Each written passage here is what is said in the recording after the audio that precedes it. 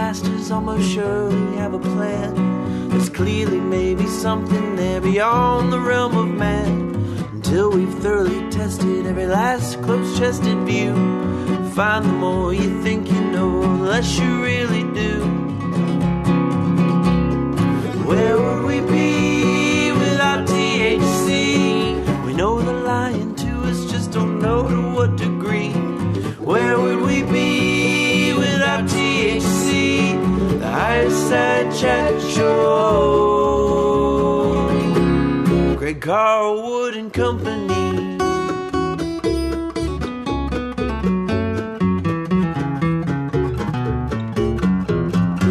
All right, Higherside Chatters, we've spent many a conversation at the nexus of elite belief systems, magical practice, and world events, and as time goes on, I get the ever-increasing feeling that reality is unraveling into one big ritual.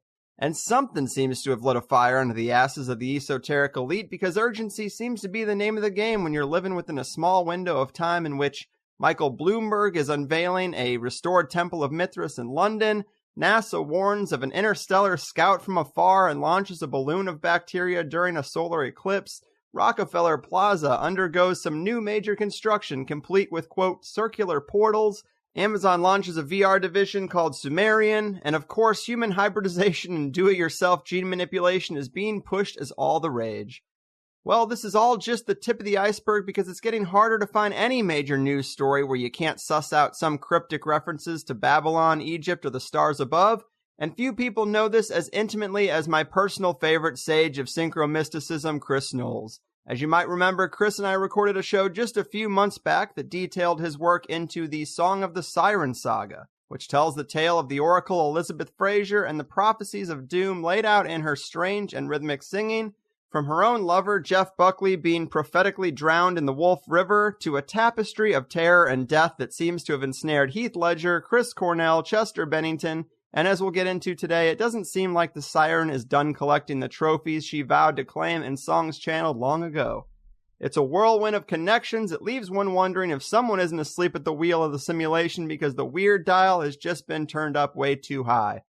Of course, Chris's ongoing esoteric adventure is blogged about on his website, The Secret Sun, and I can't wait to get into the latest chapters, so let's do the damn thing. The great ritual revealer and one of my favorite scribes of strange stuff, Chris Knowles, how the hell are you?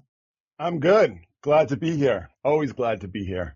Yeah, man, I'm really glad you could be here too. I love this overall saga. Since that last talk, I have just seen siren and mermaid references explode. And as you know, I've also found myself having the smallest of personal connections to what might be one of the Siren's latest prophesized victims, but we'll get into that. Of course, this is a continuation of the last show in a lot of ways, and we can't give all the required context, but what would you say to sort of reintroduce people to this wild ride? Well, what we looked at before was this song, Song to the Siren, that was premiered, I guess 50 years ago now, on the Monkees TV show.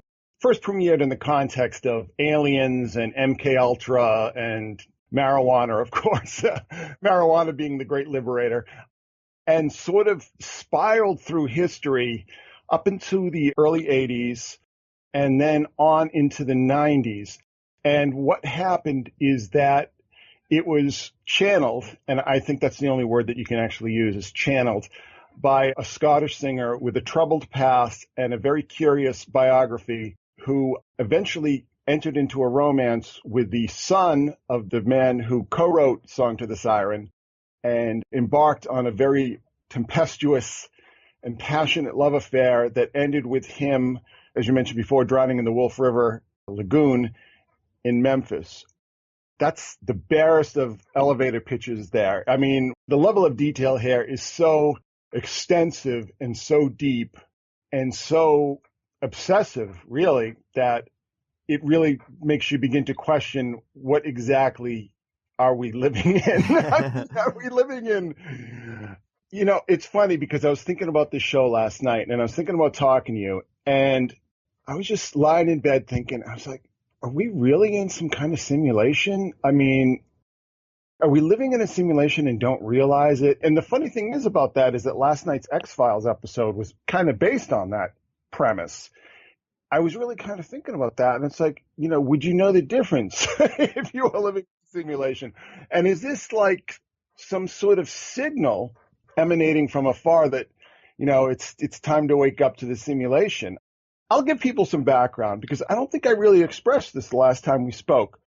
Around the time that Song to the Siren was released. I mean, I didn't hear Song to the Siren until a couple of years later, but I heard her singing, and I remember I was listening to the radio. I was in my room, and before the song was half over, I was calling the radio station and, begging them to tell me who this was singing. It really was like those kind of supernatural moments, like the Sirens call, really.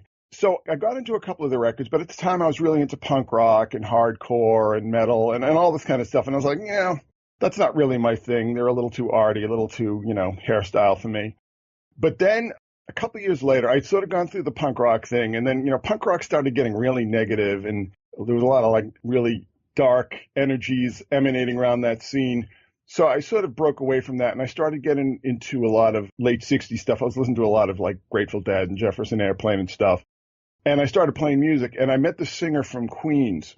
And, we were just throwing ideas around, and he said, well, have you heard the Cocteau Twins? And I'm like, yeah, I'm into the Cocteau Twins. I got some of their records a couple of years ago.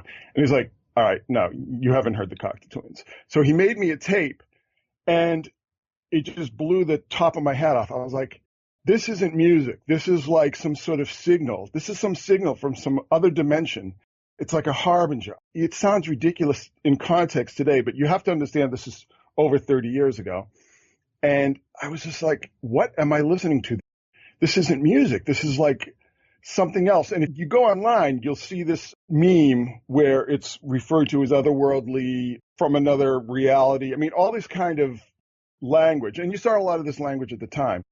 Even though this wasn't really my thing, I was like, oh my God, this is the apocalypse. I mean, this is like, I don't know what I'm listening to. So that's sort of the context. That's sort of the background with this. And everything sort of sprung from there. And, of course, they went in different directions. It became more poppy. But so we talked about the siren business 2 days before Las Vegas. And I'll tell you another story is that while that was going on, I was on the radio on a Las Vegas station at the time. I was talking to Richard Hoagland. His show was based at that time out of Las Vegas, and soon after was taken off the air. And I was booked to talk about Las Vegas because I was really tuned into the symbolism on this. I mean, the symbolism on Las Vegas is just, it's off the charts. It's like nothing, literally nothing I've ever seen in my life. He booked me to come on the show and talk about it, but there kept being these weird issues. At one point, somebody seemed to be intercepting the signal. Things just went down. And then, like I said, all of a sudden he wasn't on the air in Las Vegas anymore. So kind of keep it in that context. But, the whole thing that we were talking about with the siren issue is based on Heaven in Las Vegas. I mean, Heaven in Las Vegas is really the linchpin. It's one of their albums which seem to have a very strong prophetic tie-in with the issues with, Jeff Buckley and Chris Cornell and so on. So, I mean, Heaven in Las Vegas was really the linchpin for me. And while I was decoding, I mean, the symbolism in Las Vegas is so in your face and so blatant that it escaped no one. I think that everybody really understood when they saw that footage of this stuff going on under the shadow of this eerie illuminated sphinx and giant black pyramid. You don't need to be a PhD in symbolism and semiotics, even though no such thing exists, to suss out what you're looking at there. I mean, everybody got it. Everybody saw what was going on. But I don't think they just realized the depths of it. I started to think about, what's the significance of this Heaven in Las Vegas? And then it struck me like a ton of bricks. It's the war in heaven. And it's the war in heaven that, I know Gordon White's been talking about in context of the geopolitical situation and economics. But this is just the war in heaven on a higher realm. I mean, for argument's sake, we can say this exists in the symbolic realm and, you can psychologize it. But at the same time, once you really get into the detail, it defies any rational explanation. Mm-hmm. It does. And, I listened to that show again, and you were pretty clear with the statement that this is leading up to something big and something bad. And at the time, we were talking about the flurry of hurricanes named after ancient goddesses that incarnated into sirens in ancient Rome. But then, like you said, this harvest festival shooting happened 2 days later, and it's just like so prophetic. I mean, yeah, like you said, it's also completely drenched in symbolism. 32nd floor, Babylon's on the 32nd parallel, Black Pyramid, more deaths underneath that. It's called the Harvest Festival. It has the winged sun disk invoking on the logo of it. Paddock shoots a bunch of people that are corralled into a fenced area. It's just like, what the hell? Jason Aldean's black sun tattoo. Yeah, and his, the flaming hexagons on his stage show. And in one stage show that I had put an image on the blog, there's like a flaming black pyramid above the stage. It's interesting because, you couldn't tie me to a chair to get me to listen to Jason Aldean music, but I was really like, what is going on with this? First of all, that's not his real name. His real name is Jason Williams. And the whole tie-in with Aldean, because when I heard Aldean, I was like, wow, that sounds like an Arabic name. And I believe it is an Arabic suffix. And I sort of started thinking about Aladdin and the Aladdin Casino, which was very famously imploded. In 1998, the Aladdin Casino was imploded, and it sort of gave people a very strong mental image of what a controlled demolition looks like. It just goes on and on. I mean, we are at a very strange point in the timeline here because the barrier that once existed between the symbolic and the physical has just broken down entirely, I think. Right. And I don't think it just broke down of its own accord. I think it was a controlled demolition. It was blown up. And it was blown up through a series of very powerful and concentrated rituals. Mm-hmm. And the Vegas thing also, like you mentioned, Heaven in Las Vegas was one of the Cocteau Twins albums, but Mandalay Bay invokes water. And she actually wrote, or I guess they wrote, Heaven in Las Vegas 27 years ago. Fraser was 27. 27 encodes 9. And you also mentioned the 10-1 date is binary for 9. So a lot of 9s popping up in this thing. And to have written something 27 years ago at age 27 is pretty on the nose. I just find that so crazy how the numbers always seem to repeat and stack in these kind of interesting ways.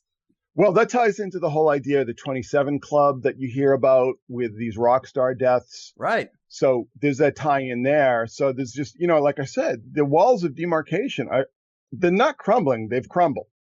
And 27 in some astrological reckonings ties into the whole idea of the Saturn return. So she was born in 63, 1990 is a Saturn return, and then to 2017 is another Saturn return.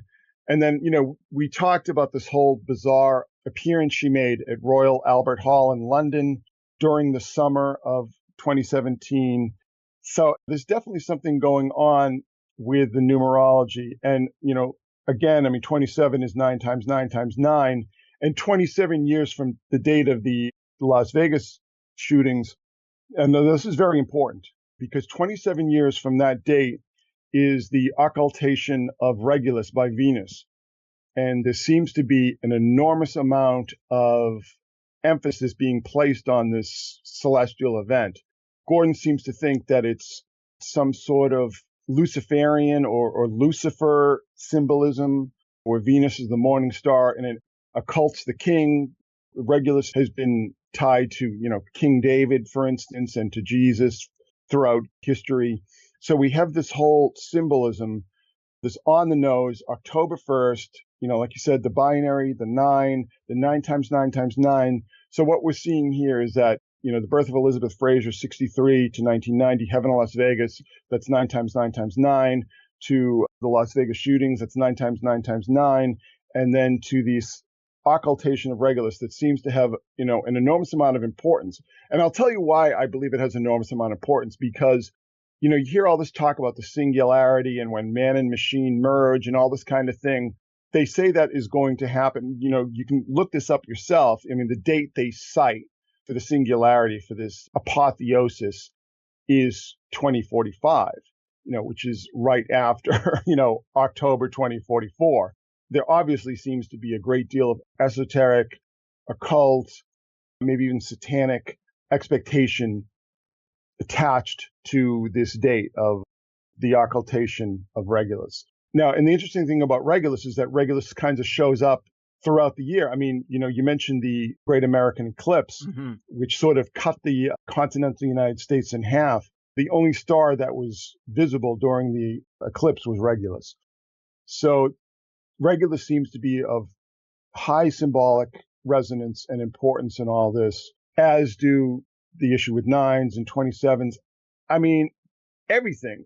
I've never seen, I'll say it again, I've never seen a more symbolically weighted, to the point of absurdity with the symbolism. I've never seen an event of this magnitude in the more than 20 years that I've been doing this kind of work. I've never seen anything like it. I mean, not even 9/11 comes close. So I think this has kind of fallen down the memory hole with a lot of people. But look at how Las Vegas just seems to be popping up everywhere all the time now. So obviously there's some sort of importance, not only to the celestial alignments, but also to Las Vegas. Well, the astrological alignments are always kind of there in your writing, but it seems like they play such a huge role now in the posts that you've made, especially since that last time we talked. It's like so many of them include these weird astrological alignments or these symbols that reference certain constellations.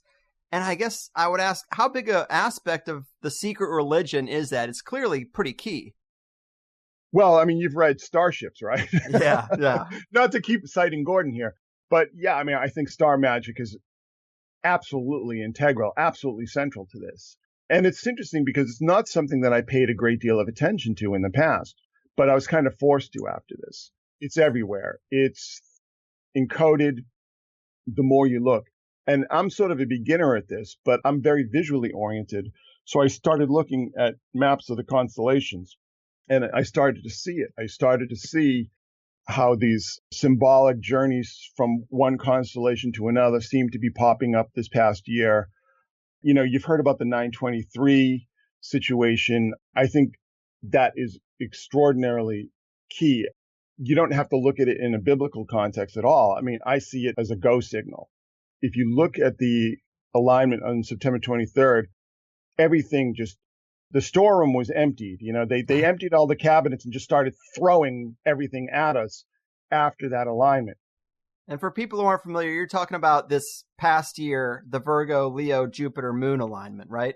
Yes, which I call the Beauty and the Beast. And I believe is the source of the Beauty and the Beast, as a myth, as a fable, as a fairy tale. You know, I know that there's been citations that it's based on a historical event, but I think the overarching meaning, and of course I looked into the history of Beauty and the Beast, you know, and as you would always expect, there are secret society and intelligence connections. I mean, even going as far back to like the 18th century with that kind of storytelling. So there's obviously an expectation involved here. And of course, until Star Wars The Last Jedi was released, you know, the biggest grossing movie of 2017 was Beauty and the Beast. And Beauty and the Beast is based in large part on the film made by Jean Cocteau. That's one of the reasons that I call Virgo, Leo, Beauty and the Beast. I facetiously refer to them as the Cocteau Twins because, I mean, if you see the original Beauty and the Beast cartoon and then you see this live action remake, they're really drawing on Jean Cocteau's vision and his ideas, particularly with these animated candlesticks, things like that. I mean, Disney sort of takes it to a whole other level in the cartoon and then to a whole nother level in the live action film. And one of the things that I said is, boy, this kind of reminds me of the Internet of Things, you know, there's the smart grid, your internet being connected to your refrigerator and to your coffee maker and to your can opener, you know, that they all become sentient somehow. I don't know how much of that is just projection on my part and how much of that is intent. I mean, it certainly could be a mixture of both. But this 923 that we heard about, you know, sort of heard about in the conspiracy circles, particularly with the Christian conspiracy theorists, it's interesting because in this regard, there's an apocalyptic expectation to that. And there's this whole sort of comic book idea that we've been handed down and as to what that term means. I mean, I sort of look at it in the Gnostic context, and the Gnostic context is when, the reality of this false paradigm that we live within is revealed, the reality underneath it. And that's, I just want to back that up and clarify for that people. When I use the term apocalypse, I use it in the Gnostic context where, the reality underpinning this hoax that we're living in is revealed. Right. It's a great revealing, which has to come before the fall. And it does seem like in so many areas, we are in the midst of a great revealing. Yeah, I think so. And the funny thing is that I think it's just flying completely under the radar of most people. The thing is that the symbolism is becoming so extreme and so blatant, like in the case of Las Vegas with the Sphinx and with the pyramid and the harvest and the numerology. And then, of course, Area 51 and Janet Eyre and on and on and on. But I don't think people really connect the dots. It's kind of like when you look at one of those kid books with, you see a bunch of dots and, it's a connect the dots thing, but nobody really bothers to connect the dots and see the overall picture. Mm-hmm. Since I've been doing this for so long, and since for some arcane and completely unknowable reason, there was this weird indie rock group from the 80s sort of at the center of all this. Right. I sort of had, it was like a key, but it's funny when, I always like to say that when you use the term obscure, it's basically a rough synonym for esoteric. I mean, they're both, it's the same word. I mean, it's like, you hear a lot of people talk about, say, Jack Parsons now. And, Jack Parsons is going to have a TV series on CBS All Access. But 20 years ago, maybe even 10 years ago, nobody knew who the hell Jack Parsons was. Only, the weirdos on these internet message boards knew who that guy was. Right. Now the Babylon working has its own Wikipedia page. Yeah, exactly. But this is how it works. Things gestate in the underground. And I believe we discussed this when we were discussing the Siren, is that things gestate in the underground and build up momentum. Sometimes the momentum peters out and sometimes it snowballs. And just in this case, it snowballs. I can't tell you how many hours I've been putting into the blog because there's so much going on. There's just so much being thrown at us. Like I said, I believe that the 923 alignment was the go signal and the Las Vegas situation was sort of the grand opening party. And then everything has followed from there. I can't believe the blatant in-your-face rituals just loaded with symbolism that should be familiar to anyone who's even taken the slightest browse at this material. It's just everywhere. It's just all the time. I call it the Neverending Ritual. We're coming up to the Super Bowl. I believe that we're going to see a lot of this material, a lot of the symbolism there. I think it's going to tie back to Las Vegas. It's going to be connected. And we're going to reach a point that people are just going to have to stop and say, oh, wait, I've been sort of brushing this stuff aside. I've been ignoring it. I've been denying it, but it's going to reach, a critical mass. And I think, that will be a crisis point in our history. Oh, it's coming. And you mentioned a little earlier the references to Area 51. And some people might be like, Area 51, what does that have to do with the Harvest Festival? But let's loop in some of that covert military and UFO nexus stuff, because firstly, as you pointed out in the blog, in Mars Attacks, there's a major scene where a UFO blasts its ray gun directly where Paddock was shooting people. And that's, one of those things where people could easily brush it off. But then a story comes out that before he was shooting on that crowd, Paddock was trying to shoot the fuel tanks for Janet Eyre, which is the daily commuter plane to Area 51. So that's a strange detail. But the icing on this cake, you were also telling me that it comes out that Paddock was working at the very firm that made the faulty O-ring that was blamed for the Challenger explosion. During that time, he worked there when it was made. So now it's like, wait, who is this guy? And what the hell is going on here? Yeah, I think it's really important to establish who he is. We heard a lot of really bogus stories about him come out in the wake of the shootings. Most recently, one of these cover stories has been debunked.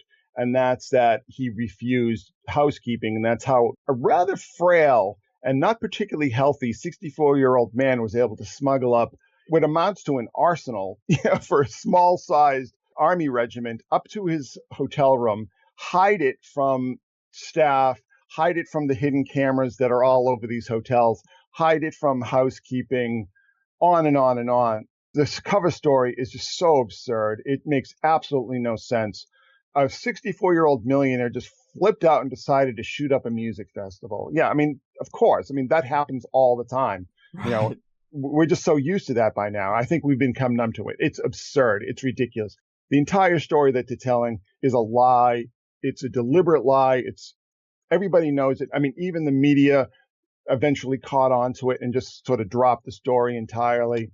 We've heard a lot of stories about the Saudis and the Saudis owning the Four Seasons, and that there was a assassination attempt on the Crown Prince, and all these kind of things. But that, to me, I mean, I'll admit that I haven't really gone into the deepest detail on that angle of it, but to me, it just sounds like another cover story. And I'll tell you why it sounds like a cover story, because of the symbolism is just so overwhelming, and it's so pointed, and it's so ritualistic that I can't see this in anything else but the context of a ritual.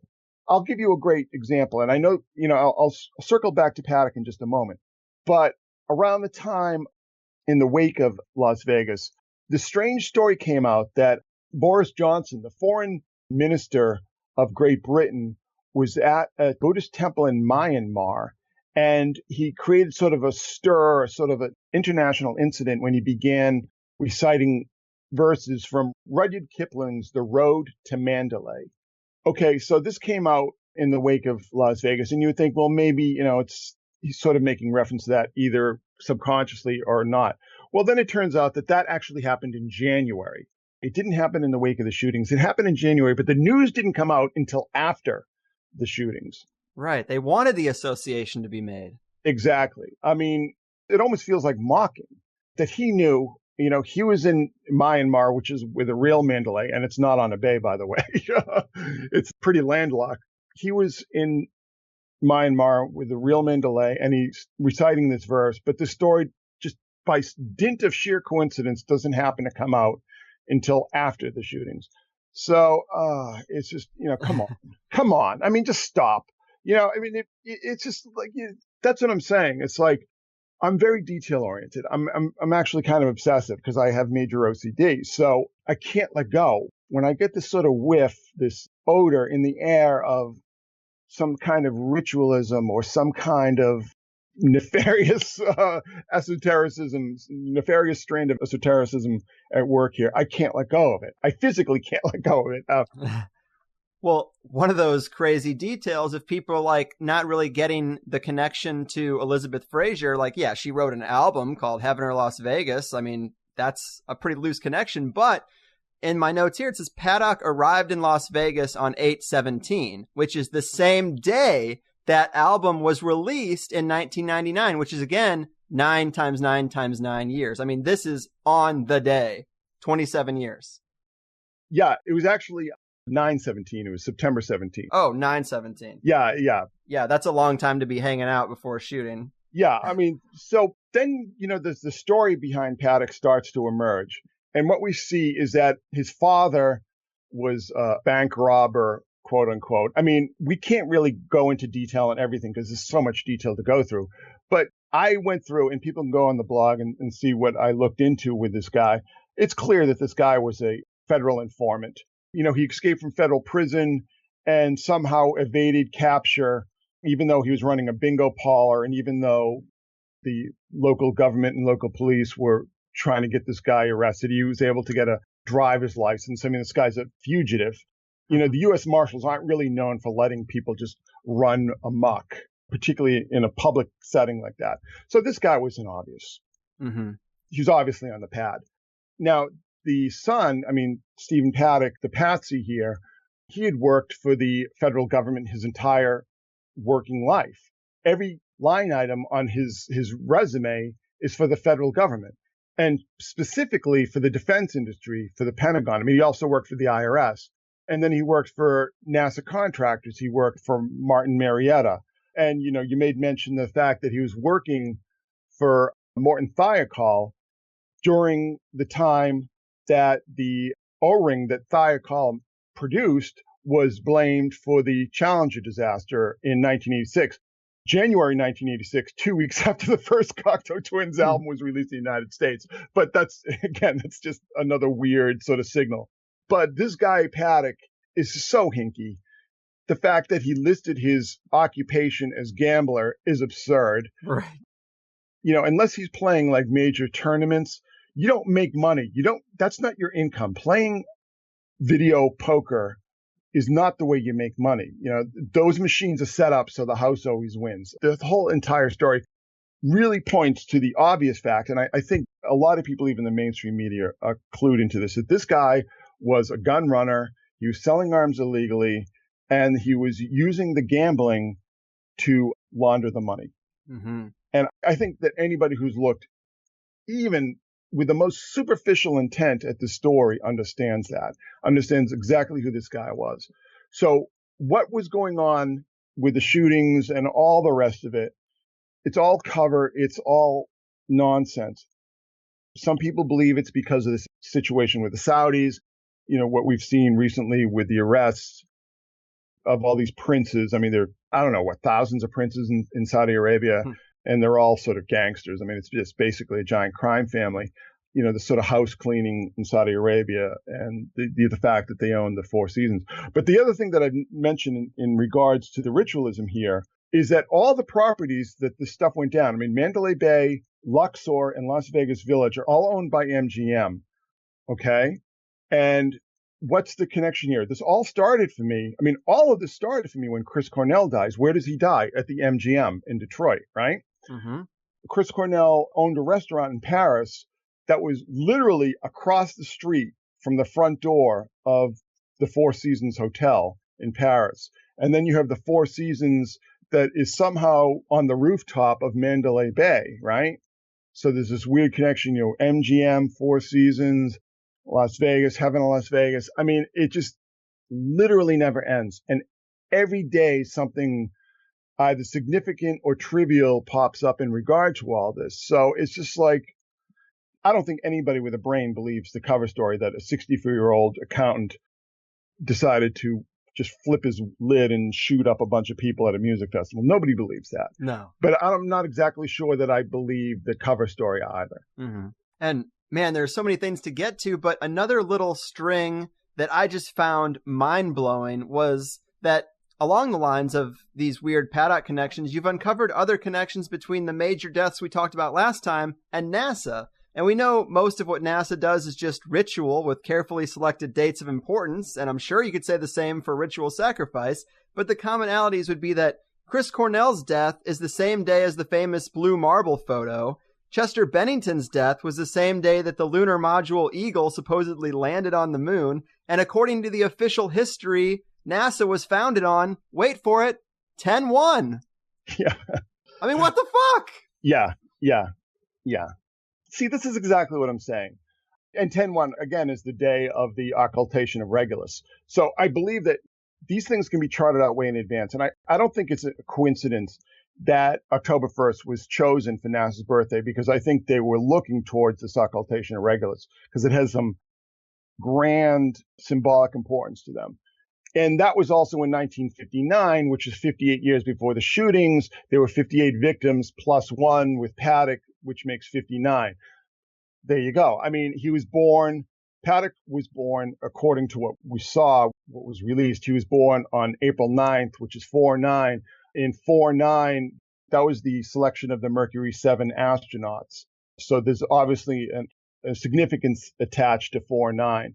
And what have we seen this past year? We've seen the Take a Knee protests, the 49ers. Yeah. And then 4 days after the shootings, we have Blade Runner 2049 being released.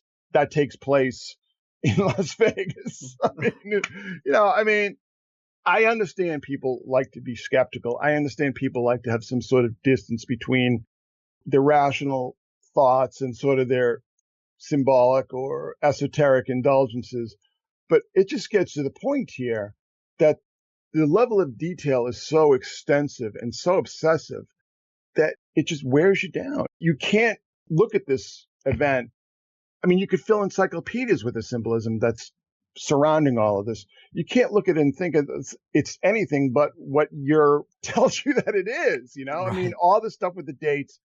And, again, this whole thing where it really starts for me with Chris Cornell.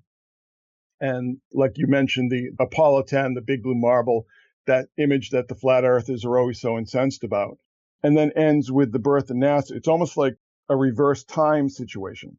Yes. Which is a big thing in high esotericism and high ritualism. Mm. So, yeah, there's so much of it. There's so many connections with NASA here. I mean, the fact that he worked for a NASA contractor during a very famous disaster event, and then it takes place on NASA's birthday. As far as NASA is concerned, there's this whole controversy where we see this guy who looks a lot like Stephen Paddock wearing a pink pussy hat and a pink NASA shirt at one of these Trump protests in Nevada. Now, listen, I know there's been a lot of controversy and a lot of people try to debunk that. I mean, I looked at those pictures pretty carefully. That really looks like Stephen Paddock to me. Yeah. And the fact that, he has this NASA connection, his home in Florida was a half an hour away from Cape Canaveral. Yeah. What are you going to say? It's just, no, I'm serious. I mean, what are you going to say? And it's like, we had talked about the fact that NASA was doing all sort of these plague vector experiments with balloons during the Great American Eclipse. The entirety of 2017, dating back to, I sort of tie it back, and we can talk about this, to the Super Bowl with this really blatant symbolism, particularly, I think a lot of people sort of misdiagnosed what they were seeing. But it just seems to me that the entirety of 2017 was just, all these major events were so ritually loaded that you start to get a sense that this is all part of a single cycle. And I would also add in Beyonce at the Grammys with this as well. I mean, I've tried as best I can. I'm sure there's going to be more that's going to pop up, things that I missed. But it just seems to me that the entirety of 2017 was one long ritual cycle. And again, I mean, I sort of keyed into this because of this connection that I had that I'd been following for a number of years. I mean, I can't exactly explain why that is or what significance it has involved in this whole cycle. But I just know that it just keeps coming up, it keeps coming up sevens. It's like I keep hitting jackpots with it. It's like nothing I've ever seen. It's like nothing I've ever done.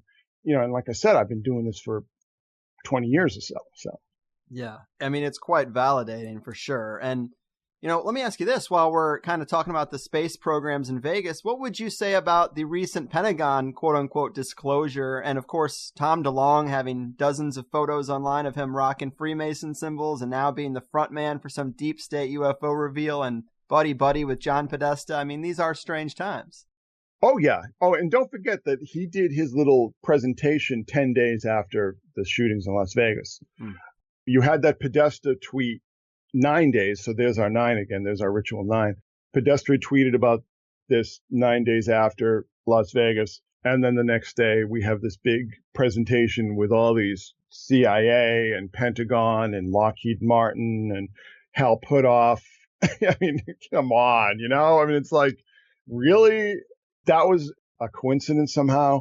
I mean, I'm not exactly sure what significance of the fact that Paddock was trying to blow up Area 51's pet airport there. I mean, I'm not exactly sure what that was about yet. I kind of have a hunch, but I can't really go on record on it yet because I haven't nailed down the details. But yeah, I mean, the fact that this all starts, I mean, it literally all starts. The first act of this drama here is somebody shooting from Mandalay Bay, whether it's Paddock or some black ops guys. I mean, I'm not exactly sure who, allegedly trying to blow up the gas tanks at Janet Air. Then DeLonge sort of comes out with this whole UFO thing, and then we sort of see this New York Times, okay? I mean, the paper of record, the grand Wurlitzer of the Mockingbird program, the voice of the CIA, that in Washington Post, really hammering this whole thing. Like, okay, we've been telling you for 70 years now that there's nothing to this whole UFO thing, but we changed our minds. Now there is something to it. I mean, really? Come on. And it's all sort of based, actually, I didn't put this in my notes, but I should sort of bring this up, that it's all sort of based on this gun camera video, what they call the Tic Tac video of this UFO and fleet of UFOs that this Navy pilot was said to be sighting and following. And it's based on a PBS program on the Nimitz destroyer. I mean, this whole production, does anybody at all not realize that this is a deep state ritual drama being unfurled on our heads? I don't think anybody questions that. Nobody takes it for granted. Nobody takes it on face value. To me, it's clearly part of a ritual cycle.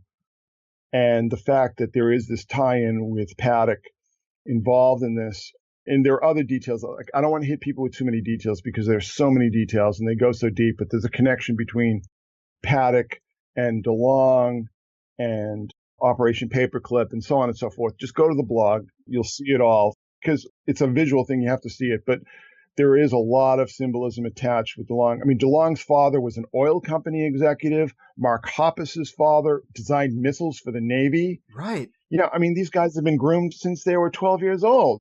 It's just so blatant. It's so in your face. And the name Blink.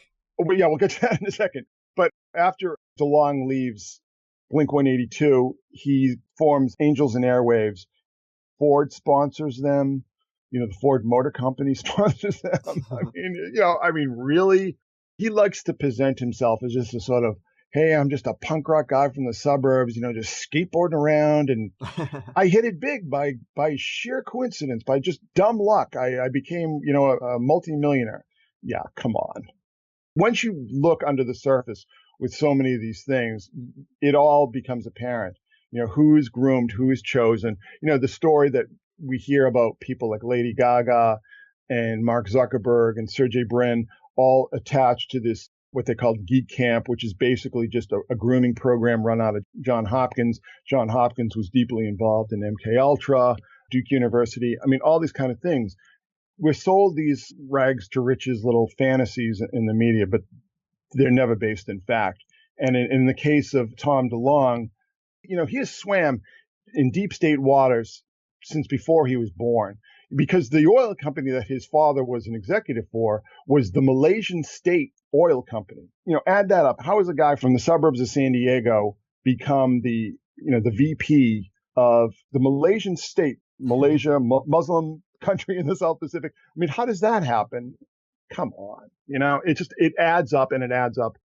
And you wanted to talk about the Blink thing. Maybe we should sort of fast forward that a bit to when we get back into the Elizabeth Fraser stuff, because, yeah, there's an Elizabeth Fraser connection there. And there's also an Elizabeth Fraser connection with that Tic Tac video that the New York Times and so on were getting so excited about.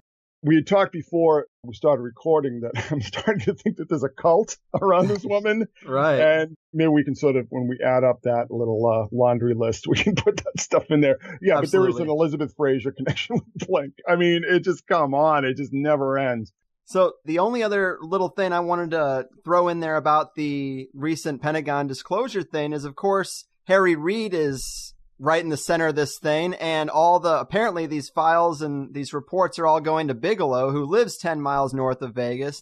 And what was weird was that Harry Reid shows up on TV with a bandage over his eye, like he got his ass kicked, and he says it was from an accident with an exercise band, which is how Chris Cornell strangled himself, so they say. An exercise band, what a random thing to be popping up. It seems like it's some kind of code almost.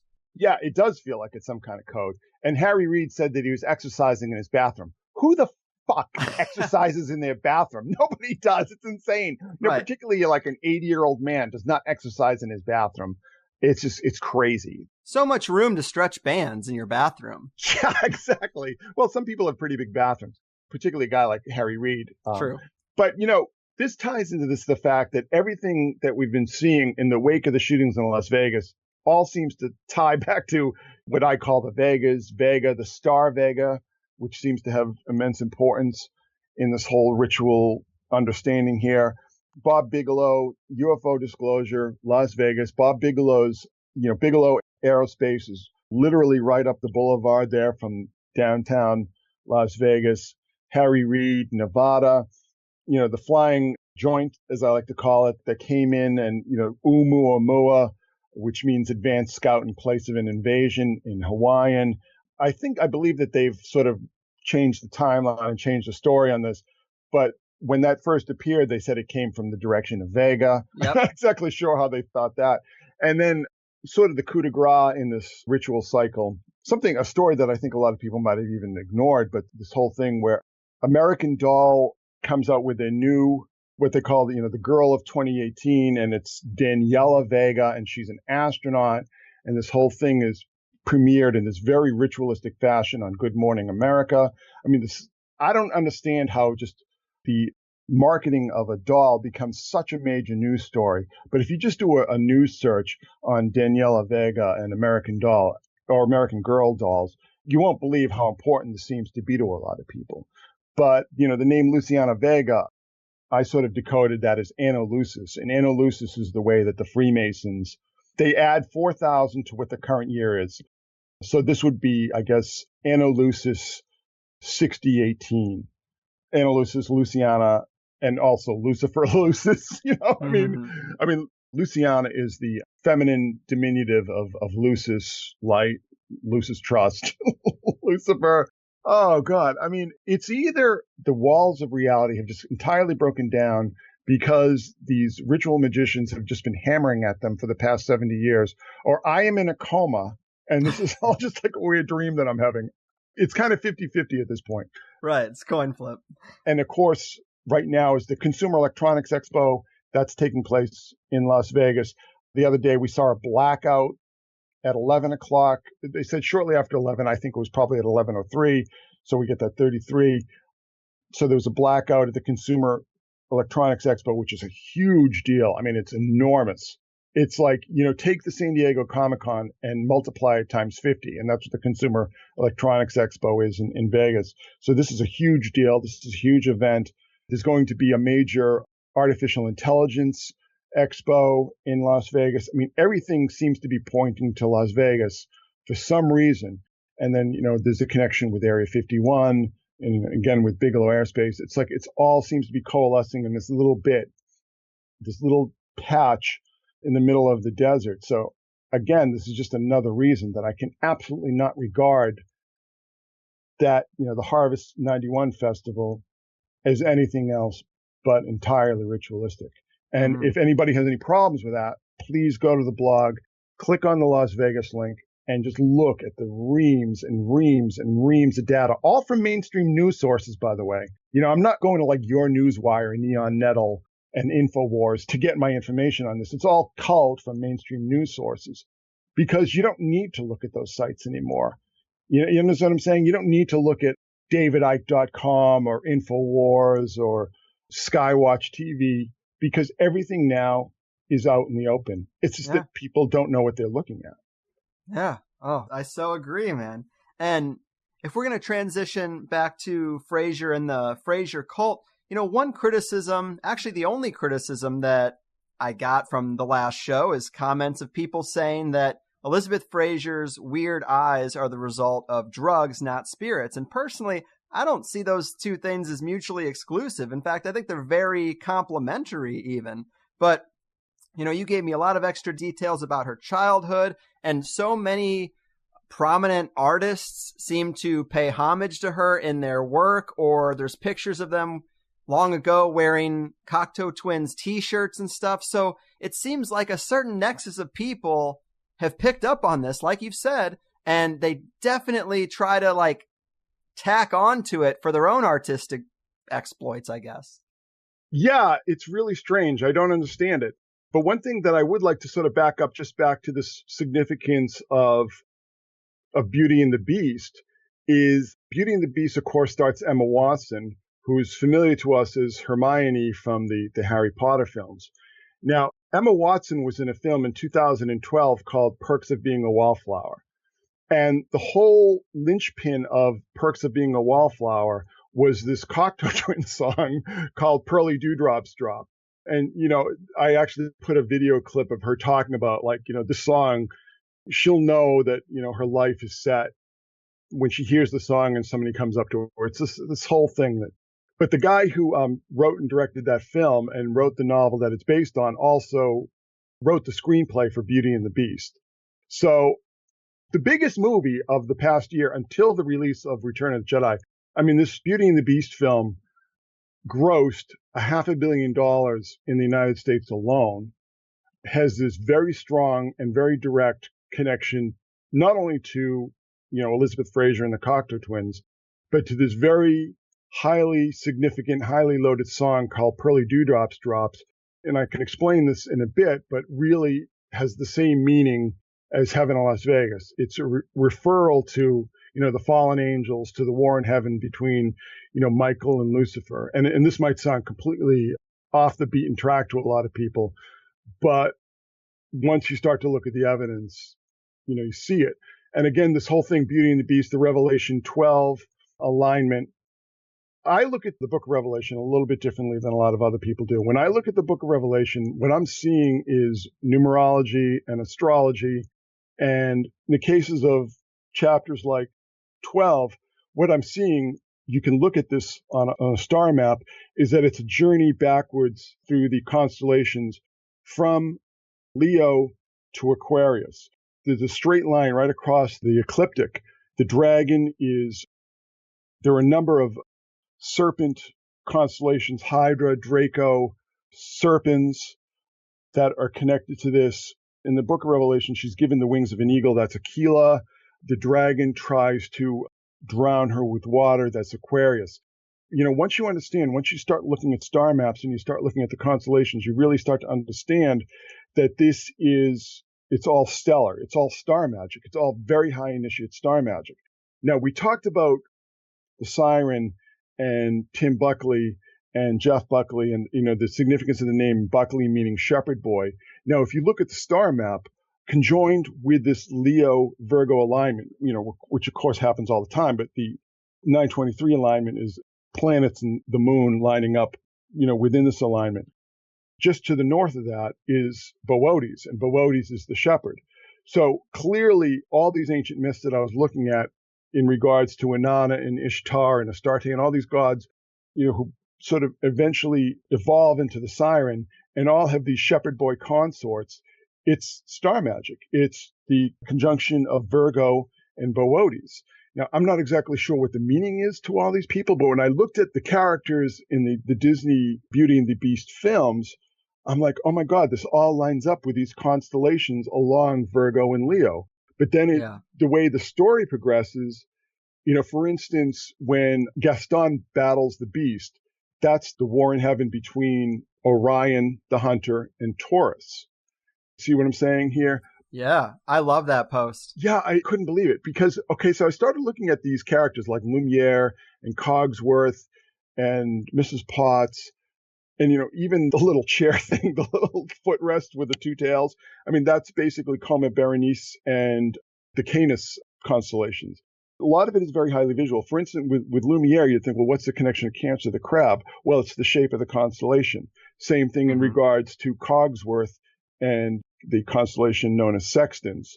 It's actually very clever. I mean, I really applaud these guys for their creativity there because Cogsworth has that mustache, which is the minute and hour hands of the clock face, but that's the formation of Sextans.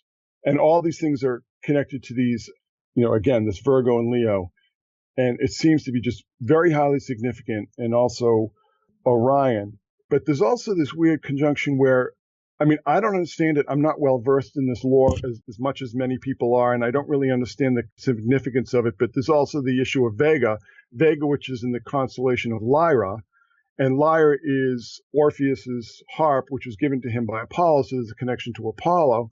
But that somehow Vega has some sort of connection to Sirius, and I guess it's because they're on opposite ends of the celestial globe there. And also, it's the summer triangle and the winter triangle and so on and so forth. So there is just like very high initiate star magic. So all the people who sat through me sort of ranting and raving about this whole situation with Elizabeth Fraser and Jeff Buckley and sort of go, well, yeah, that's interesting, but what's the significance of it? Well, I'll tell you exactly what the significance of it is.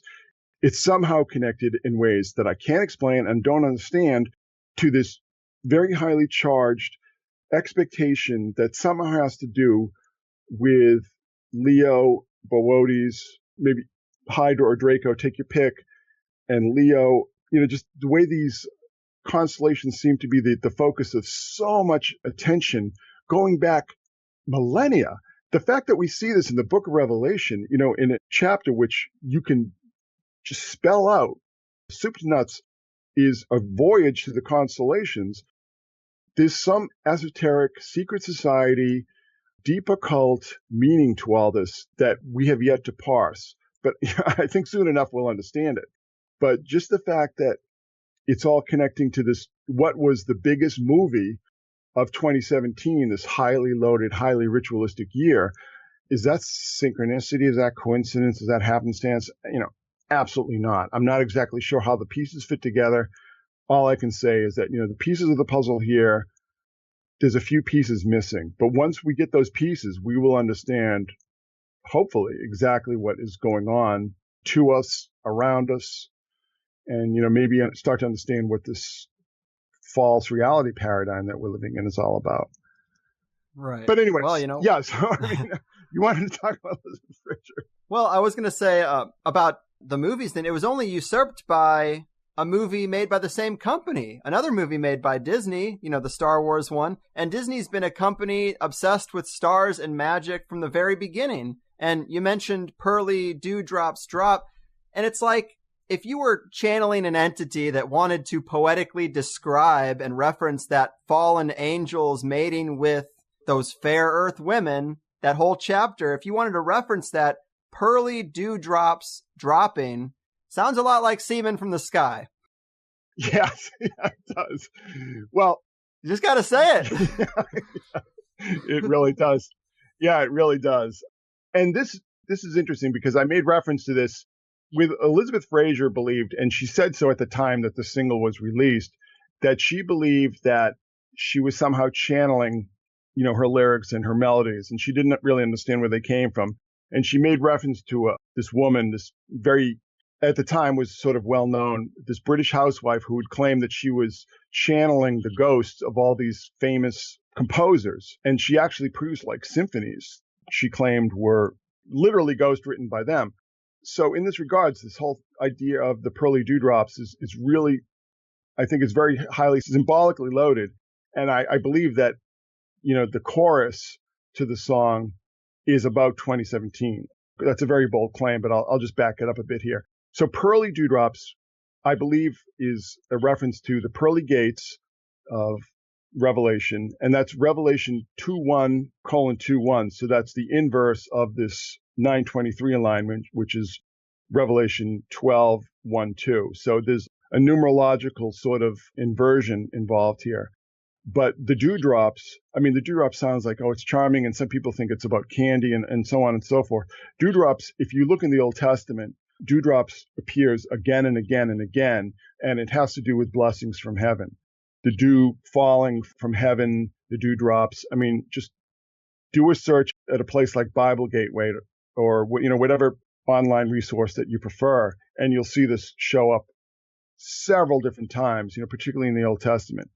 So Pearly Dewdrops Drop, to me, a lot of people think, oh, isn't that charming? Oh, she's so eccentric, and isn't that cute?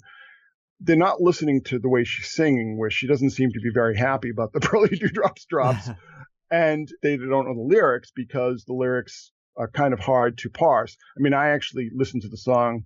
I've been listening to the song for 34 years now, but I actually sat down and really worked on the lyrics, and I believe I decoded them. But she's talking also about the ruby suns. And of course, we saw the red suns this year attached to Hurricane Ophelia. We're in Great Britain, particularly. The suns were turned red. How much more biblical and apocalyptic do you need to get than the sun turning red? You know what I'm saying? Right. But we also had the moons turning red. But another thing we can get into in a bit is, I believe that she has a lot of, she's very well read, but as I mentioned before, but I believe that she also has a lot of witchcraft and esoteric knowledge, because she talks about the ruby stars and the ruddy cups. Now you think, well, what does that mean? Well, the ruby star, the star ruby, is a ritual in Aleister Crowley's, I believe it's in the Silver Star order. So the ruby star is a reference, intentionally not, to that. And the reason why I believe this is intentional is that she talks about the ruddy cups. The ruddy cup is the cup of the Whore of Babylon. in Revelation 17.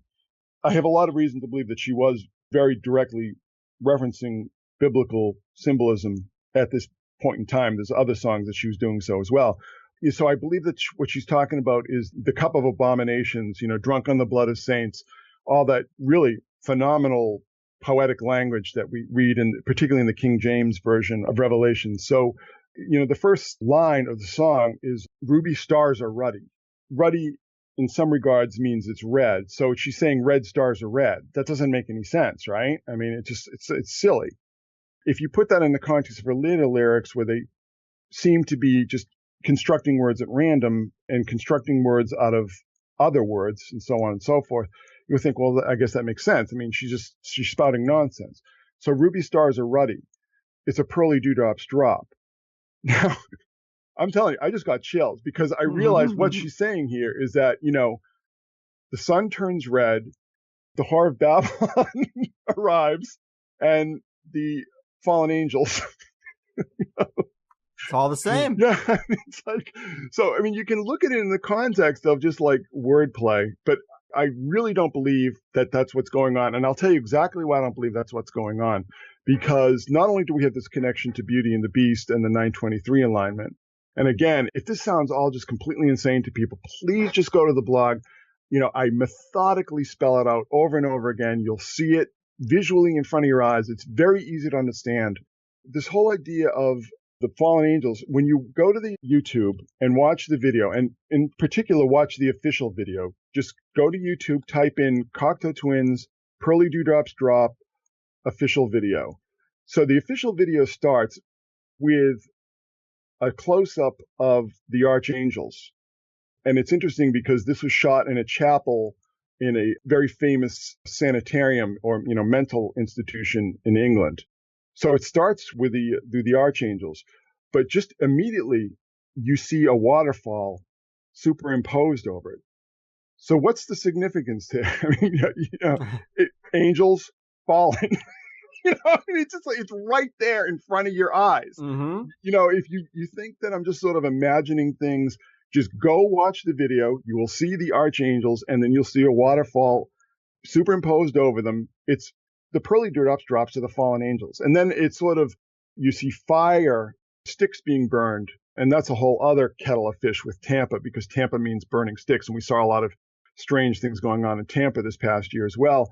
And then she emerges from the burning sticks and she starts singing, ruby stars are ruddy, ruby star, the star of ruby, Aleister Crowley, ruddy, the cup of abominations, Revelation 17.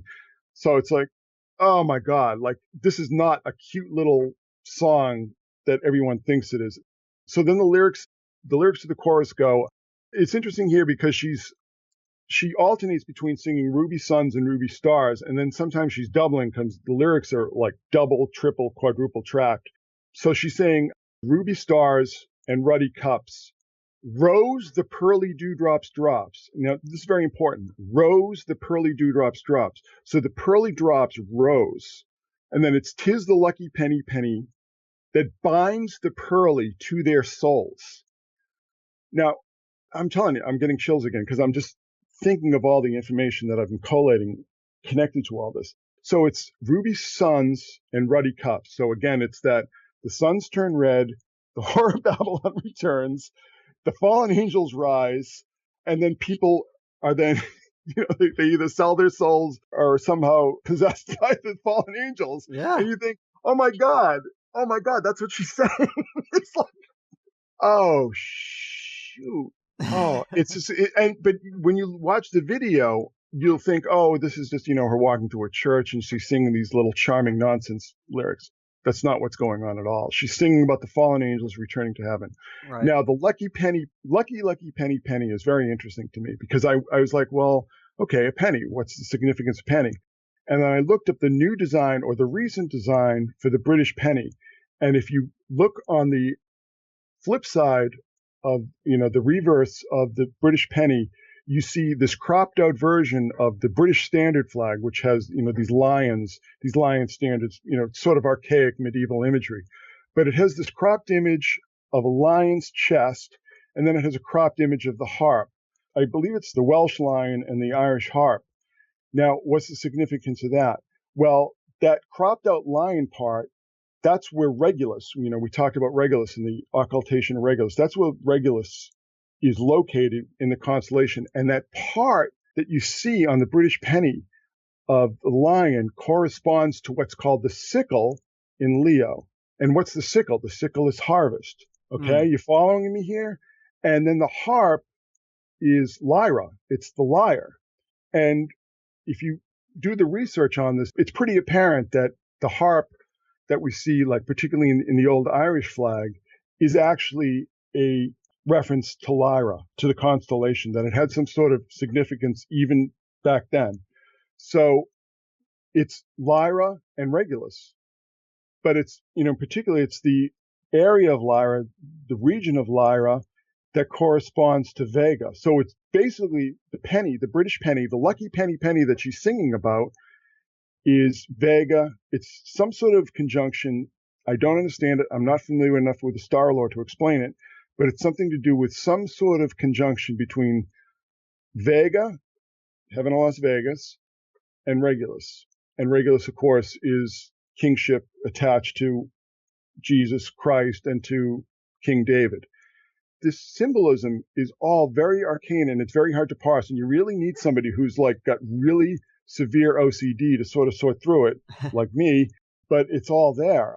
You can argue with it or not. So really getting back to this whole thing with the siren, and we can talk about the eyes in a moment, but the whole thing with the siren to me was just like whatever was channeling itself through this woman was using these instances of the siren that are probably maybe a little bit easier because it's a simpler narrative to sort through. But they were using that just to sort of like establish her cred, her prophetic cred. Mm-hmm. So all the stuff with the siren, not only is there the esoteric and occult significance as far as the conjoining of Virgo and Boötes, which has an obvious significance dating back to ancient Sumer. It's sort of like, it's an easy narrative that you can kind of hook into, but it's basically just like, okay, well, we saw that she was prophesying these situations with clarity and directness. So now you're going to the next level now. So it's like we're up to the next level now, and it's taking us to all this Lyra, Vega, all this constellation stuff that, again, I don't understand.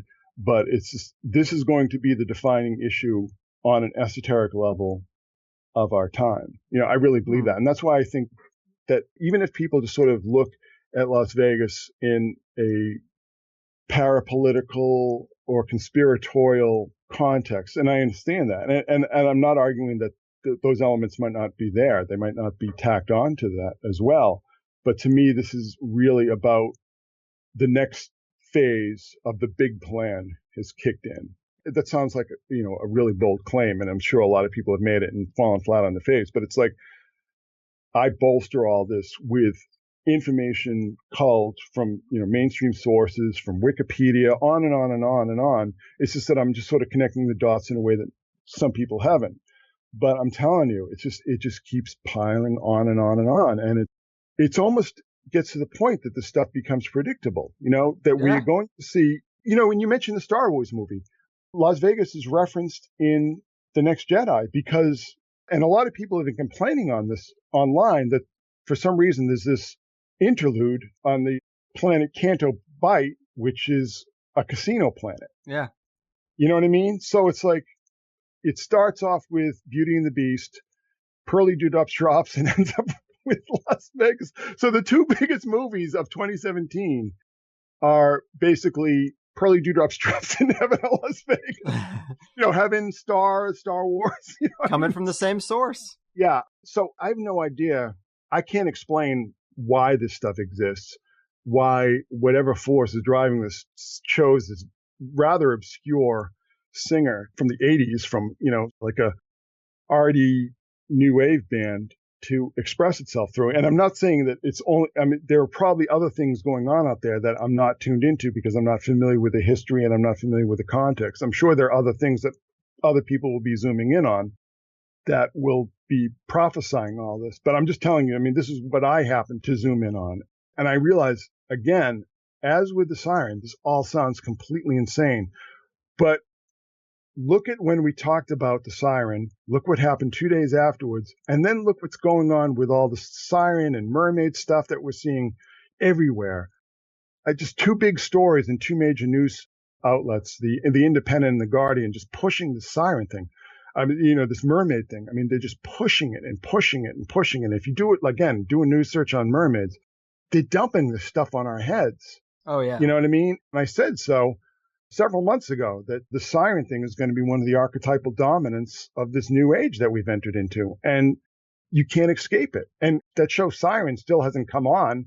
That Disney series coming up on Freeform hasn't come on yet. But, the interesting thing about the Siren and mermaid stuff to me, and also they're doing a Little Mermaid live action remake, in the context of the Beauty and the Beast live action remake. Mm-hmm.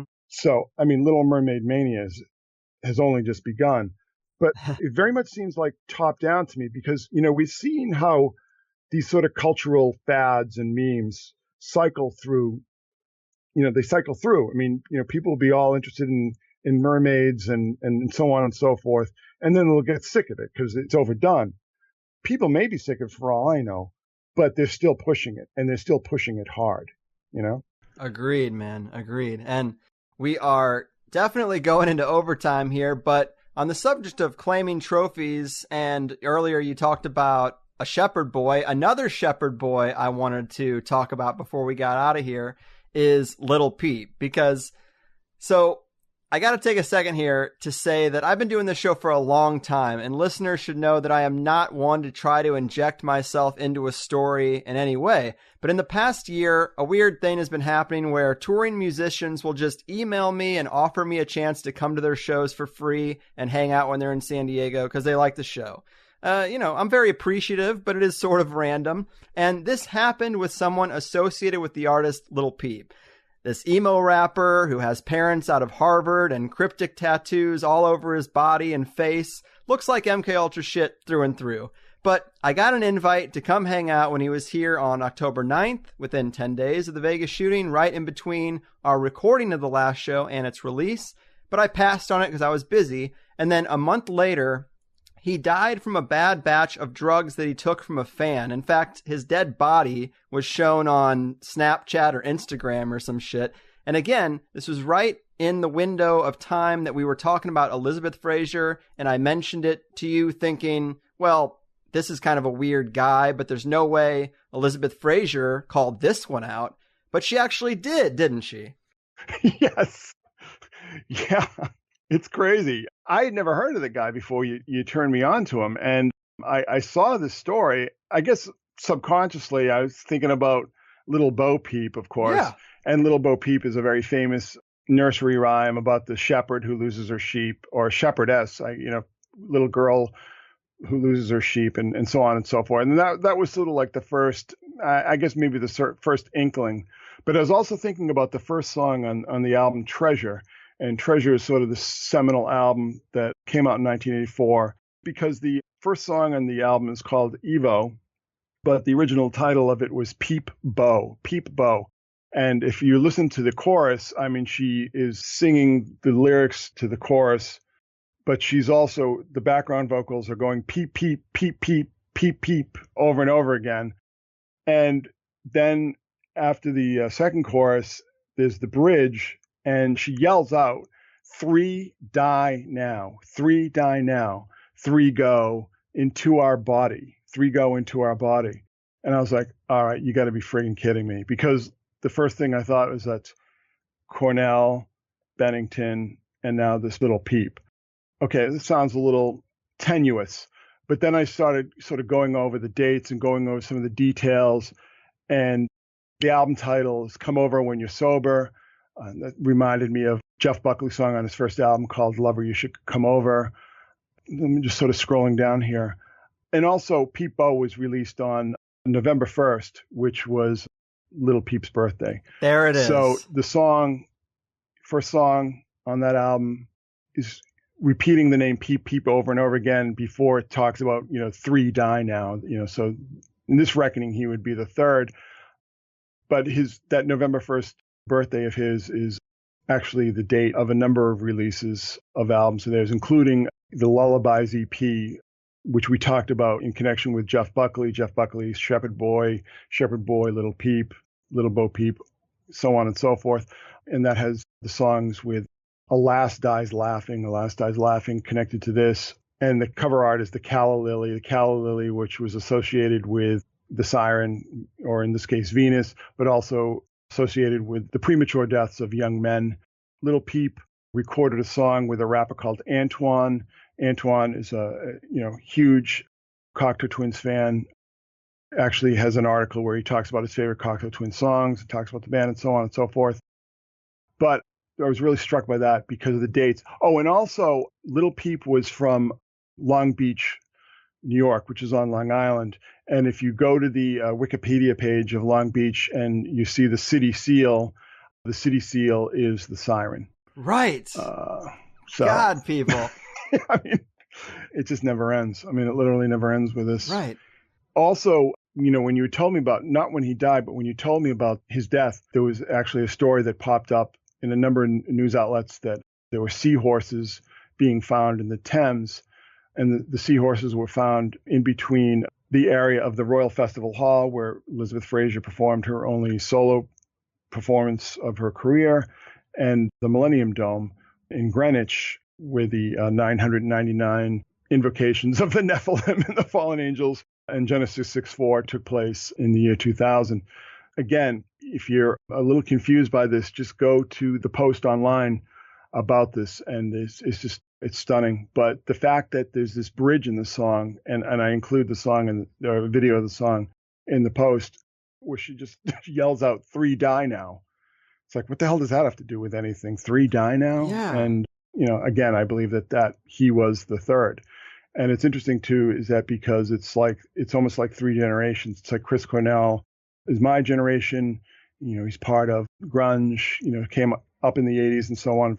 And then you had Chester, part of the new metal generation, part of that whole early 2000s cohort. And then you have Little Peep, who's part of this sort of late millennial generation of this time period.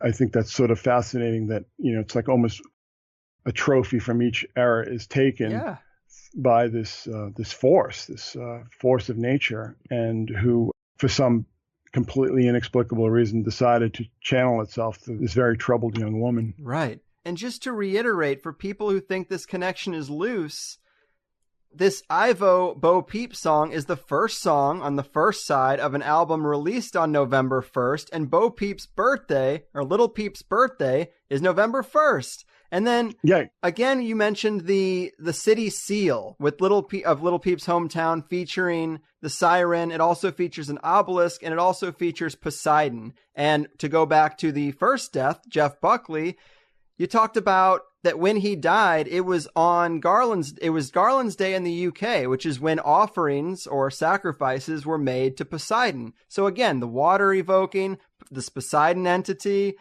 I mean, it's clearly connected. It's just so random that I would be invited. I never heard of the guy until I was invited to the show. And then I looked him up and I'm like, wow, this is a weird guy in that nexus of music and mind control. And Chris might be interested. And then sure enough, these date syncs, and of all the infinite things to talk about in a song, you talk about Bo Peep and you release the album on the day of this kid's birthday. I mean, it's on point, man. It's on point. And I got to let you go eventually, but I wanted to also, maybe we could revisit Blink and how they got their name.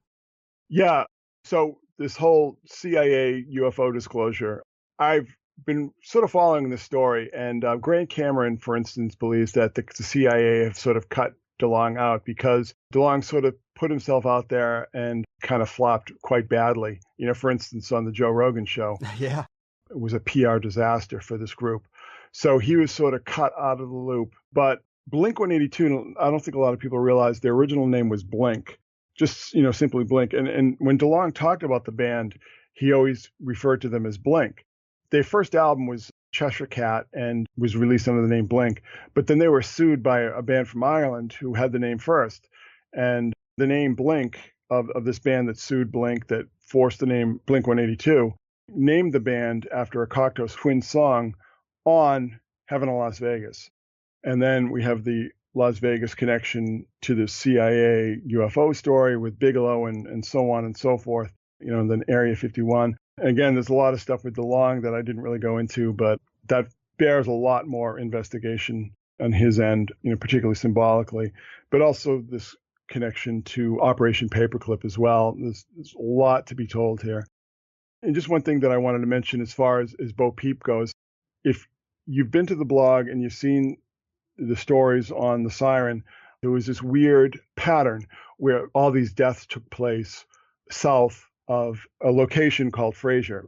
For instance, Jeff Buckley died on the Wolf River. The Wolf River empties, or actually it's been sort of dammed off, but it emptied into the Mississippi at a town called Fraser. So if you followed the path of the Wolf River just north, less than a mile, you would run into Fraser. Chris Cornell died in Detroit at the MGM Grand, which is at the end of Elizabeth Street, and that's also just south of a Fraser, Michigan.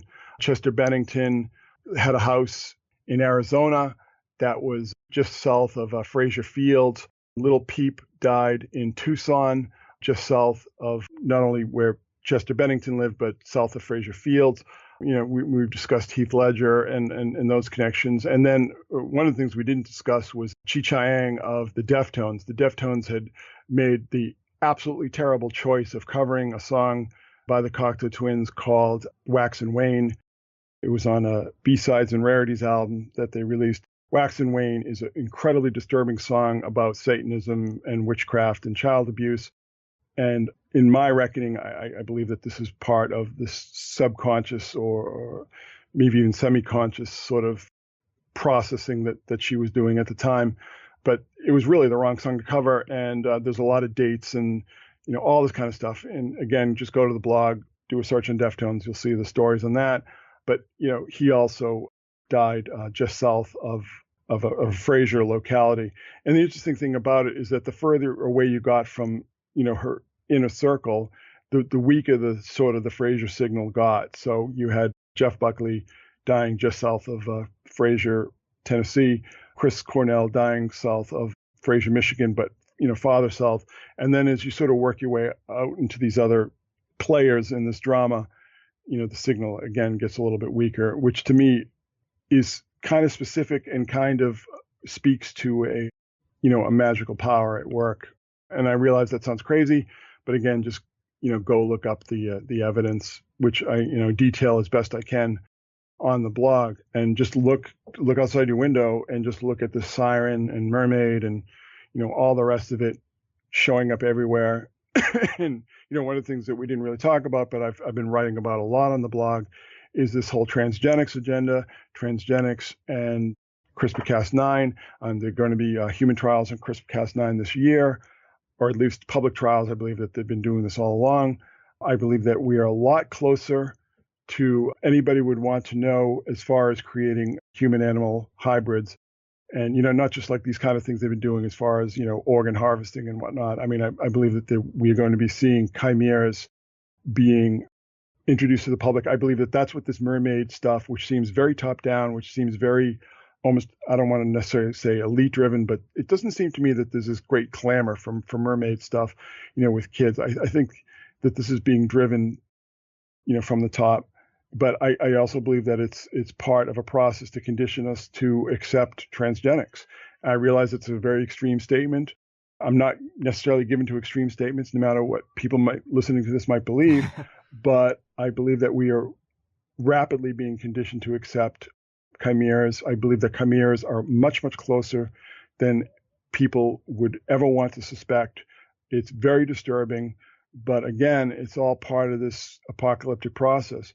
And getting back to Las Vegas to sort of tie this all together, Heaven Las Vegas and so on and so forth, I believe that this occultation of Regulus by Venus on October 1st, in 27 years from the day of the shootings, which were 27 years after the release of Heaven Las Vegas, is somehow a decisive event in this struggle, this power struggle going on between people who are either identified or identify themselves with the archangels and people who identify themselves with the watchers or the fallen angels or, the pearly dewdrops and so on and so forth. And one thing that I just wanted to add about pearly dewdrops, as far as corresponding to Beauty and the Beast and Emma Watson and so on and so forth, again, go watch that official video.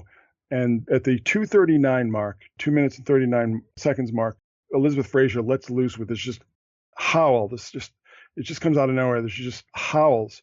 And 2:39 is how in every country except the United States, September 23rd is notated. So she's howling, which corresponds to Revelation 12:2, the pregnant woman screaming out with, the pangs of childbirth. And it's just whoever was really responsible for that video, I'm not saying the director or even the producer or so on and so forth, but somebody was directing that video to correspond to, not only to this Virgo Leo 923 alignment, but also to the overarching agenda of the Nephilim, the fallen angels, and again, which we see, Elizabeth Fraser singing about the Nephilim or the fallen angels, the pearly dewdrops, drops from heaven, pearly gates, so on and so forth. Heaven or Las Vegas, heaven, archangels, or Las Vegas, the Vegas, and Vega. I don't know if I mentioned this, but Vega means falling eagle. The eagle has landed. Chester Bennington dying on the anniversary of the Eagle landing. The Eagle has landed, all that nonsense with the Apollo program. Apollo is, again, tied back to Vega, Apollo's lyre, Orpheus. It just goes on and on and on and on and on, on and on and on and on. I mean, literally to the point of overkill. And these are all connections that I'm documenting from mainstream sources, perfectly mainstream sources, skeptical sources, so on and so forth. I don't need to delve into, some Pleiadian light brotherhood source with this. It's all right there out in the open. Everything that has been hidden is becoming manifest. Everything that was once secret is out in the open. And what we are looking at is a world in which it is run by high technology, but high technology in the service of black magic. I don't know how else to put it. So it's like, I don't know exactly what to do about this, but I think the first thing in figuring out what to do about this is to realize what we're looking at. And, as extreme as this may sound to a lot of people, it's like you can only deny all this if you try really hard. Mm-hmm. And I'm sure this is like second nature to a lot of listeners. You take what I'm saying for granted, but it's like anybody who's listening to this who's not familiar with this way of thinking and this way of looking at the world, it's like that this is going on. And I'm speaking to you right now. It's like what's going on. You have to deny it. You have to project it onto other things. You have to project it onto Trump. Well, which is justified in that regard. But it's like you have to sort of put this out of your mind because it's going on. What's happening in the world around you. And that the world that you thought existed was a lie. So it's like, how do we deal with this? How do we function in this world? I don't know. I can't say. But it's like the first step to figuring that out is to understand what the world you're living in is really like. Mm-hmm. It's not what they taught you in school. It's not that at all. They taught you that in school to take away your power, to take away your knowledge. So it's like now that you understand what the world is really like, that it's, that there's never-ending rituals happening all around you in order to do what has been done, which is break down this barrier between the liminal and the imaginal and the real. It's happening. It's all around us. And we have to start thinking about what we're going to do about it. But you can't do anything about it if you don't know what the problem is. It's like you can't treat the disease if you don't know the symptoms. Mm-hmm. Wow, man, what a great summary. And you've definitely made a synchromystic out of me. In the long term, I hope we're still around on October 1st, 2044 and into 2045 so we can actually see the end, I guess. And in the short term, man, I'm going to be watching that Super Bowl halftime show with Justin Timberlake, another name that invokes water. And if there's black suns, pyramids, robots, and mermaids, I'm just going to flip the fuck out. I can tell you right now. But Jesus, man, we did it. I think we hit most of the major points, but I'm in total agreement that Elizabeth Fraser is some type of oracle and that there's a cult of culture creators that knows this, if not caused it. And the other major premise that the elite secret religion, symbolism, and ritual is getting more and more out in the open. When it comes to mermaids, cybernetics, CRISPR, and transgenics, it's like we're being onboarded like I've never seen before, and that's pretty clear too. So Man, again, one of my favorite guests at Symbolism Deconstruction. Thanks for doing this again so soon. I know it's a commitment, but it's really important stuff. The magic is real. It's affecting our lives whether we know it or not. And of course, secretsun.blogspot.com is the hub. I learned something there almost every day. Anything else to add before I cut you loose? No, like, again, keep your eye open to what's going to be going on at the Super Bowl, what's going to be going on at the Olympics, because I think there's going to be some messaging there, and the messaging might entail a warning of some sort. Really familiarize yourself with this material. It doesn't have to be Secret Sun, it doesn't have to be mine material or whatever, but it's like, just familiarize with yourself with what's really going on in the world out there, and start to talk about it to people who you think might be receptive. Mm-hmm. Wise words. Right on, man. Well, I will let you go. Thanks again for the extended show. Keep doing what you do, and I'm sure we'll talk again. Oh, I hope so. Sweet mother of Mithras, people. Chris Knowles back in the saddle, adding to the Song of the Siren saga, folding in the NASA Vegas connections. Man, and we got a Pandora's box of aggressive synchronicity.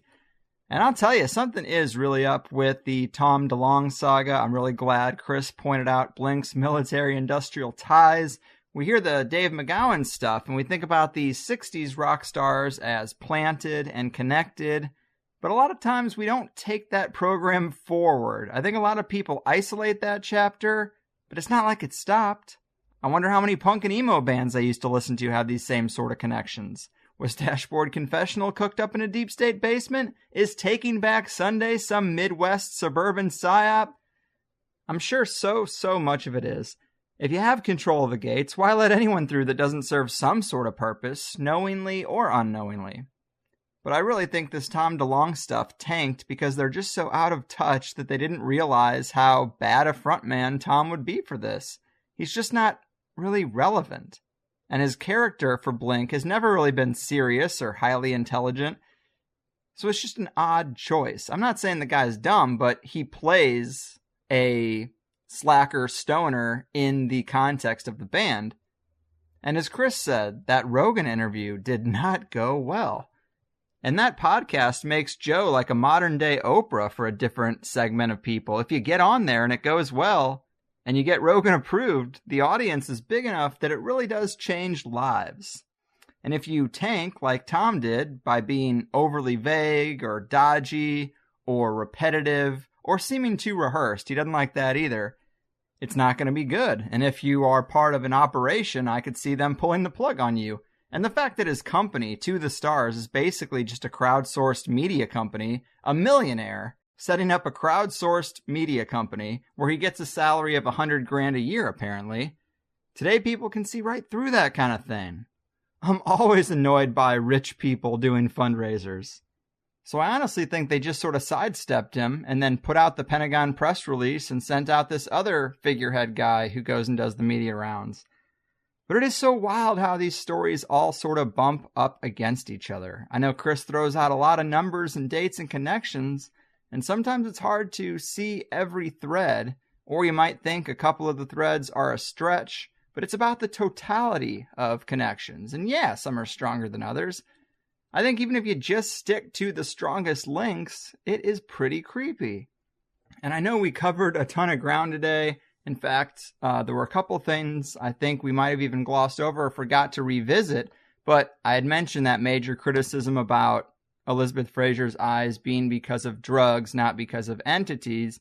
And, Chris mentioned to me afterwards that he wanted to say that it's not because of the drugs, because you can actually see them morph in front of you in certain performances. Drugs don't make your eyes normal 1 minute, insane the next, and normal the next minute after that. So that's kind of his contention. If you watch a lot of these videos, or the key ones that he talks about, you can see her eyes change in them. I don't know. He's shown me some stuff that I definitely think looks as he describes, but it's also not the most compelling part of the whole story to me. It just seems to be the thing that people came back and criticized the most, as if we both didn't know that musicians are pumped full of drugs. Like, that doesn't surprise me. And again, I don't think it's mutually exclusive, possession and drugs. I think they're complementary. But just getting back to the major themes, I really do think it's insane the amount of mermaid stuff that's out there. Chris is right that there's this sort of full court press in mermaid and siren themed aspects of culture. If you don't see it yet, it's one of those things that if you just start watching for it and paying attention, it's going to hit you like a ton of bricks. And I do think it is something that ties into the transgenics agenda, just like Chris says. It might sound weird, but mermaids are hybrid beings that are feminine and lack genitalia. And that is kind of what defines the archetype for me. And it also makes a demonic evil creature seem cute and princess-like. And I really do hate the way I start to sound like a Puritan Christian conservative when the subject comes up. But this isn't just our imagination. There is a transgender children's charity called Mermaids, and it's a real news story that Prince Harry praised it as an amazing organization. So it's really no question if this is in the cards. It's really no question is this part of an agenda. But this is where I start to sound gross again, you know? I wonder, why is there a children's transgender charity? If you're born with both parts or something, I totally understand that can be very hard and makes for a difficult life, and I have a lot of empathy for someone in that sort of position. But if we're talking about adults making the decision to change a child's gender before puberty, that's fucked up. That's an operation, and that isn't organic, and it is out there happening. Let me quote The Secret Son, because I think Chris says it in a pretty clear and efficient way when he says, speaking of manipulative, the catamite grooming sub-program of the transhumanist agenda ran into a few snags. The whole pedo-pity angle that Salon and the Guardian beta tested was a bust on account of pedos being gross and creepy. So they sent the intersectionalists on it. Success! Now it's an 8-year-old boy's right to be force-fed estrogen and cross-dressed by her mother. It's their right to be paraded around in front of random strangers at drag balls, and soon it will be their right to spend their time with whomever they choose, no matter their age. What, you think children shouldn't have rights? What are you, some kind of Nazi? And that is the culture right now. It is like, if you want to pump the brakes on any of this aggressive liberalism, then you're like an enemy. You are a Nazi. And they got this punch Nazi meme. So this is really, get with the program, or we're going to incite violence. There is no room for other opinions. And I'm not saying the right isn't just as intolerant of other opinions and isn't just as aggressive in their own way. But when we're talking about the elite's top agenda, this transhumanist thing, this merging with machine, this crossing of genders, this operation seems largely relegated to one side. You can't say, well, what about this, that, and the other? Look, I'm trying to hone in on something here. But, you know, I'm just saying, I get really creeped out seeing what looks to me like a bunch of rapid-fire baby steps, no pun intended, towards some really dark places. But to get to something less emotional, less triggering, the little Peep thing, I mean, that's strange, right? You've got a singer who's playing off a shepherd archetype, whose parents work at an elite university, apparently, and his hometown seal includes a siren and Poseidon. That alone is a serious soup of symbolism, using the exact themes that we've been talking about up to this point. Top it off with Elizabeth Fraser actually chanting Peep Bo in the first song on an album released on the kid's goddamn birthday. And it's eerie. What more connections would you want to make that relevant? So all that alone is creepy and eerie, but for this to be a concert that I was invited to come backstage and hang out in is just such a weird thing for me. And it might not sound like much, but firstly, it's not exactly obvious that people on tour would invite me to their San Diego shows to come backstage, or at least get put on a guest list. My podcast isn't about music, so it's kind of an odd thing, and it's happened like 5 times in 4 months. If you're on tour in San Diego, by the way, at this point, yeah, let me know about it.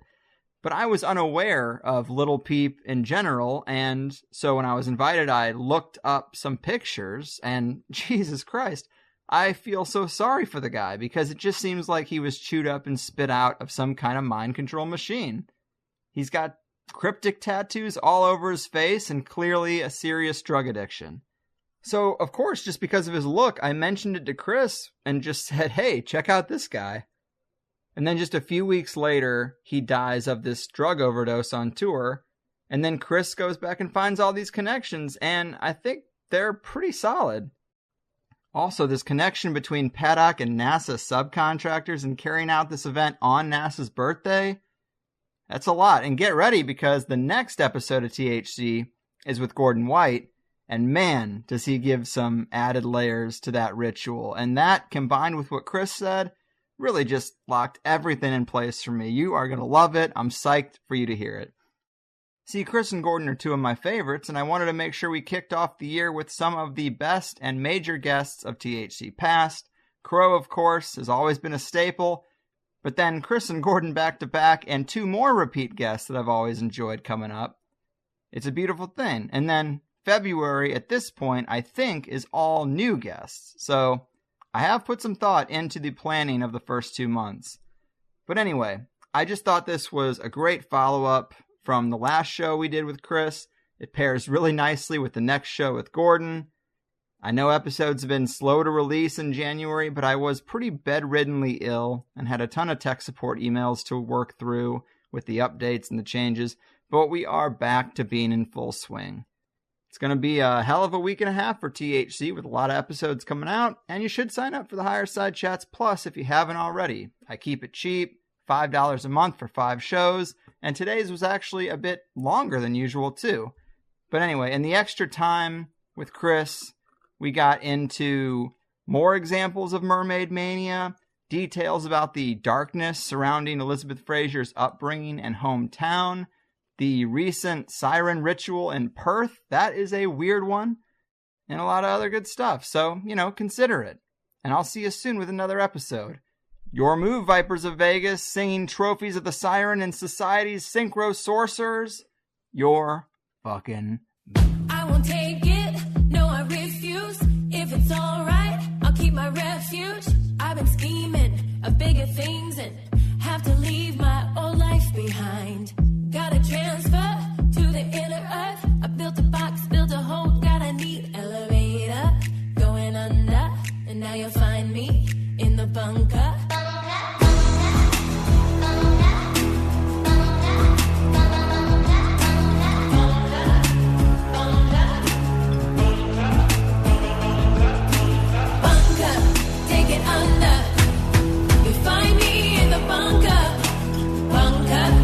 Get under, find me in the bunker, bunker.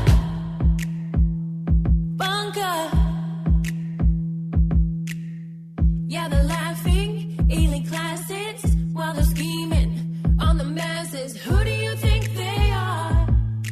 Fancy suit and a cigar. Tell you the basics, they print your money. Got the Fed in your head, currency. Now they're smiling. And you're caged me. How this happened, how you don't see.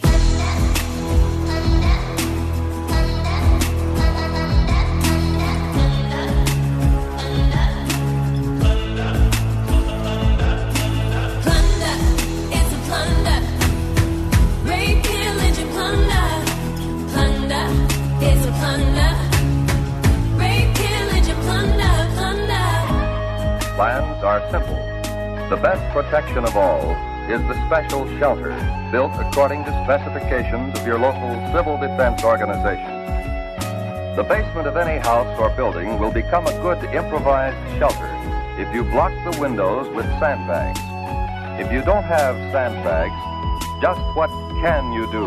Bunker, take it under. You'll find me in the bunker, bunker, take it under. You'll find me in the bunker, take it under.